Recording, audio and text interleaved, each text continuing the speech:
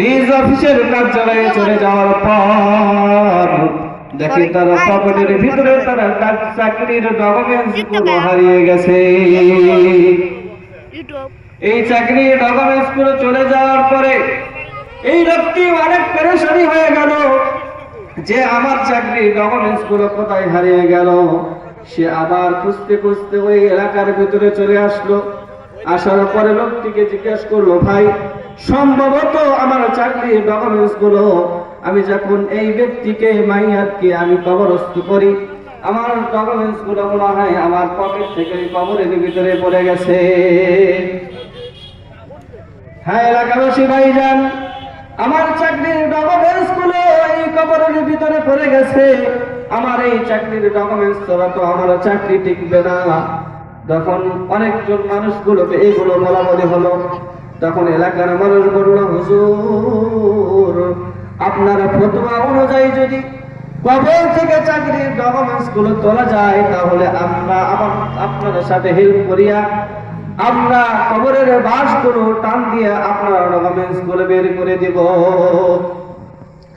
সম্মানিত হাজিরিন, এই ব্যক্তি এবার এলাকার মানুষদেরকে নিয়ে কবরস্থানের দিকে রওনা হলো।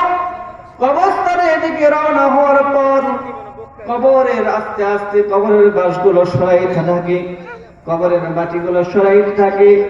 কবরের মাটি সরানোর পর আস্তে আস্তে বাঁশগুলো সরানোর পর যখন এই ব্যক্তি কবরের ভিতরে নেমে গেল,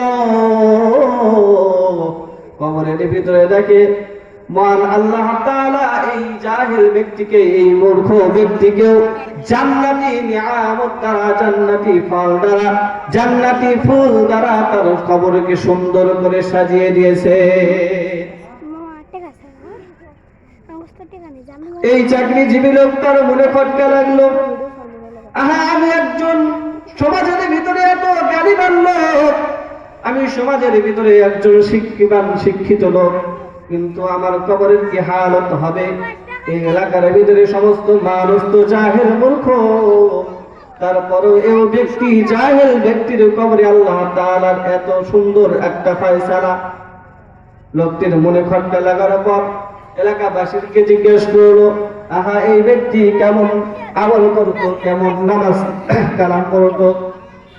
এলাকার মানুষ বলতো, এই এলাকার ভিতরে কোনো একটা